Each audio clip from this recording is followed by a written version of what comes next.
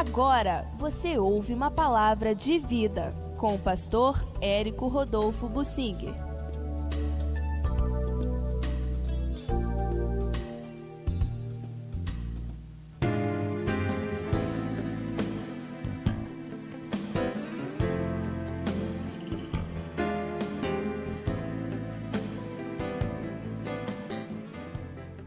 Eu quero falar sobre o péssimo fruto de um bom rei chamado Jotão.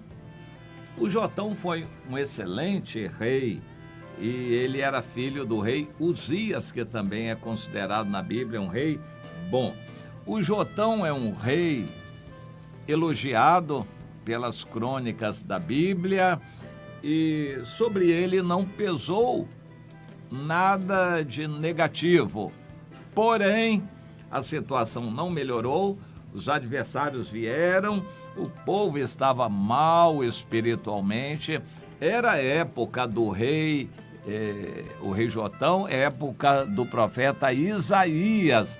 O profeta Isaías estava lá e a vida espiritual não melhorava. Até que o Jotão morreu e Deus deu ensejo e oportunidade para o povo ter um rei como eles queriam, o rei Acaz. Acaz foi o péssimo rei, talvez dos piores, e ele fez tudo o que podia para contrariar Deus. O rei Acaz fez tudo para contrariar Deus.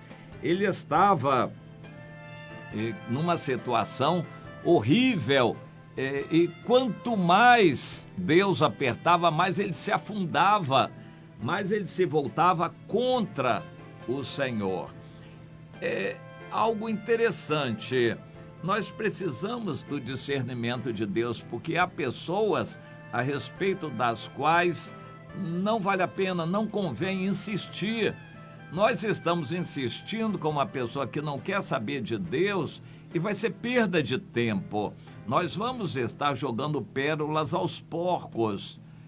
E não adianta insistir, mas quando a gente insiste, a gente se desanima, cansa, gasta tempo, gasta conversa e tem influência negativa sobre nós, a gente sai desanimado daquela luta que no final é perdida.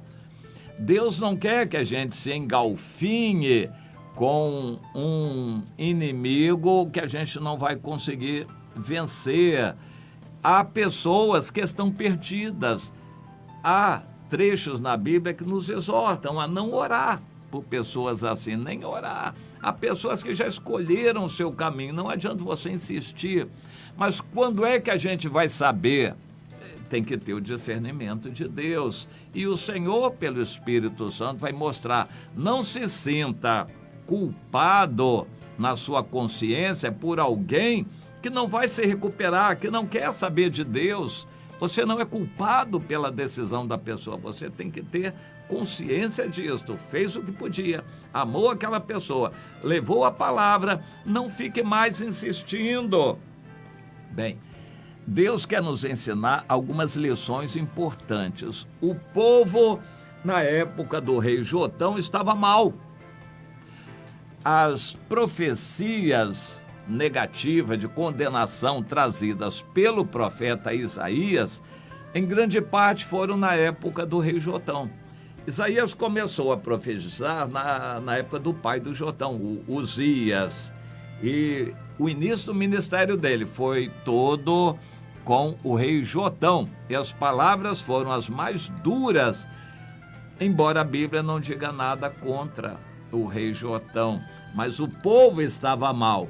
Deus abreviou o reinado do Jotão, foram só 16 anos, para dar lugar ao Acaz, que era um que eles queriam.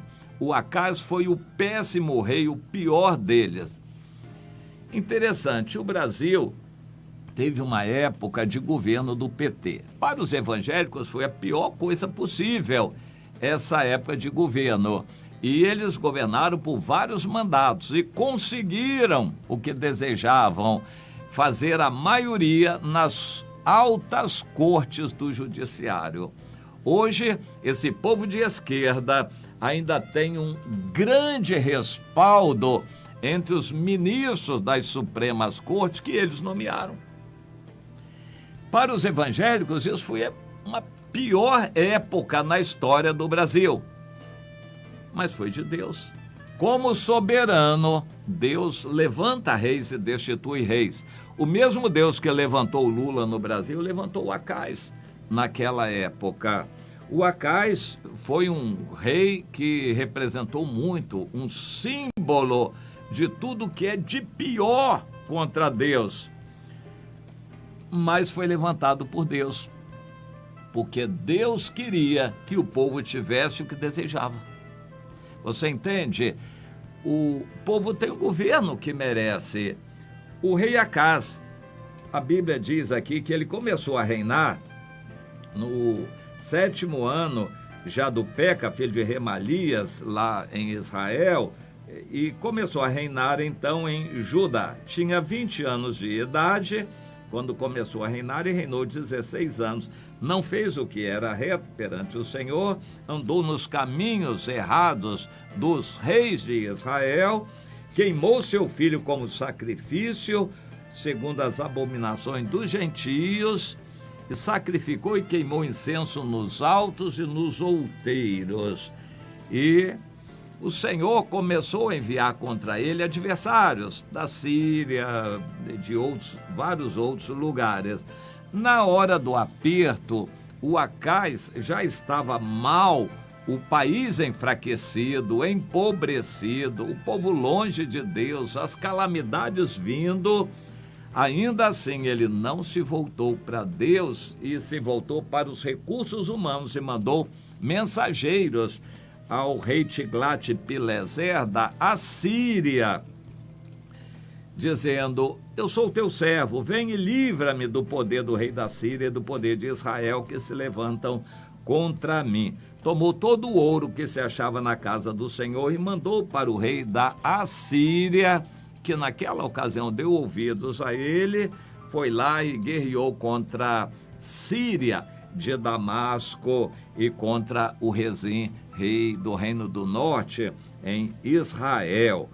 E o rei Acás continuou a sua militância contra o Senhor e cortou os painéis dos suportes lá da casa de Deus que suportavam as bacias de bronze, o mar de bronze que estava sobre os bois. Ele tirou tudo aquilo, ou seja, começou a destruir, desfazer o templo do Senhor. A atuação do rei Acás foi toda contra Deus. E o interessante é que ele precisava de um respaldo. Ele mandou buscar na Assíria, que era um império ímpio, ajuda.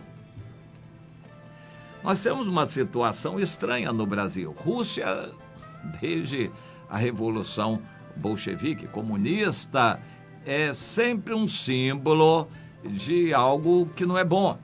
E na Bíblia, o Gog, da terra de Magog, também é símbolo de algo que não é bom.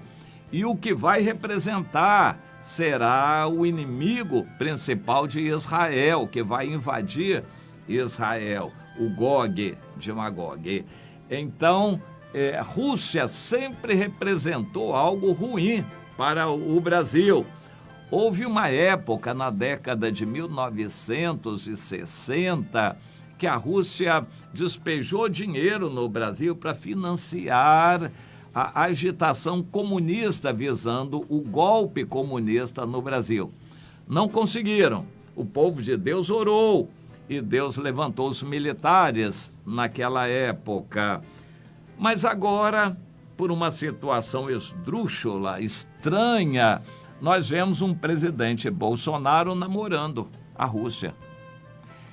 É algo assim estranho. A Rússia, que sempre representou o mal, agora representa uma salvação para o Brasil. Salvação por quê? O presidente Bolsonaro não é bobo. Ele está se sentindo abandonado pelos Estados Unidos. Os Estados Unidos hoje são uns Estados Unidos de esquerda, do Joe Biden, Barack Obama, do espírito do anticristo, governado pelos iluminados do mundo. O presidente Bolsonaro não tem nenhum apoio dos Estados Unidos e nem da Europa. A Europa hoje é liderada pelo pior inimigo do Brasil, que se chama Emmanuel Macron. Então, abandonado pelos Estados Unidos, o titio Sam, e pela Europa, o presidente Bolsonaro está buscando um certo apoio na China e na Rússia. Nós fazemos uma comparação com o rei Acaz. Naquela época, ele foi buscar um apoio na Assíria. Posteriormente, a Síria veio e jantou, destruiu o Reino do Norte, Israel, e praticamente acabou com Judá no sul. Só por um milagre de Deus, com o rei Ezequias, Deus salvou somente a cidade de Jerusalém, que já estava cercada pelas tropas da Assíria. Então, essa mesma Assíria, que veio a representar um inimigo de Israel, na época do rei Acaz, ele nomeou a Síria como um socorro, a esperança, a salvação de Judá. Nós encontramos o Brasil numa situação estranha. O Brasil colocando a Rússia como um país salvador, porque se houver uma invasão do norte do Brasil, da Amazônia, certamente o presidente Bolsonaro, ou quem estiver no lugar, vai pedir ajuda da Rússia e da China, como fizeram na Venezuela, e só por isso a Venezuela não foi invadida. Mas, enfim, nós estamos numa situação no Brasil em que esse espírito aí de fuga humana está representando a salvação. Para mim, a salvação do Brasil é o Senhor. Na época do rei Acaz, era o Senhor. Isaías estava ali ao lado do rei Acaz, profetizando o tempo todo: volte para Deus, busque o Senhor. O rei Acaz não quis saber de Deus, se afastou do Senhor. Nós temos hoje um presidente Bolsonaro mais ou menos nessa atitude, está nomeando a política como a esperança dele, está bem distante do que Deus queria, o presidente Bolsonaro. O rei Acaz ainda governou por 16 anos, até que praticamente acabou, arrasou com o país, para só então Deus poder agir levantando o rei Ezequias, que foi filho dele. O Brasil vai passar por uma época de dor, até que o povo de Deus, que se chama pelo seu nome no Brasil, comece a orar pela dor, premido pelas circunstâncias, como aconteceu em 1963. O povo de Deus gemia no Brasil, começou a orar e a jejuar, pedindo um socorro, uma salvação contra o golpe comunista que já estava para acontecer. Naquela época, faltava tudo. Era greve todo dia, faltava água, luz, telefone, comida e combustível, faltava de tudo, porque era greve todo dia. O povo de Deus gemeu na perspectiva do comunismo tomar o poder e começar a perseguir os cristãos. Eu creio que o povo de Deus no Brasil vai ter que repetir aquela fase, vai ter que sofrer bastante para começar a orar, a chorar, se voltar para Deus e se converter dos maus caminhos. Quais são os maus caminhos? É o que você está vendo nas igrejas: soberba, vaidade, construção de templos, grandes ajuntamentos, publicidade, viralização na internet e mistura casamento com a política, esperanças e sonhos políticos. Os grandes líderes evangélicos estão sonhando com a salvação política. E o Salvador não se chama eleição nem política, é Jesus. E o povo que se chama pelo seu nome vai ter que sofrer para poder se voltar para esses caminhos que o Senhor queria sempre que ele seguisse: a oração, a humildade, mesmo perseguidos, chorando, buscando o Senhor, clamando, evangelizando, indo buscar os irmãos, consolando os que sofrem e exortando aqueles que estão errados, indo buscar os fracos e afastados, indo socorrer os desviados e orar pelos que sofrem, todos os que choram. Deus quer o povo de Deus atuando em ações espirituais. Não existe nada disso. O povo de Deus está brincando na internet, fazendo publicidade, sonhando com política e com dinheiro e prosperidade. Então vai ter que sofrer muito para poder ser o povo sacerdotal no Brasil. Deus está sem sacerdotes no Brasil. O povo de Deus não está exercendo o sacerdócio, orando, intercedendo, clamando, suplicando.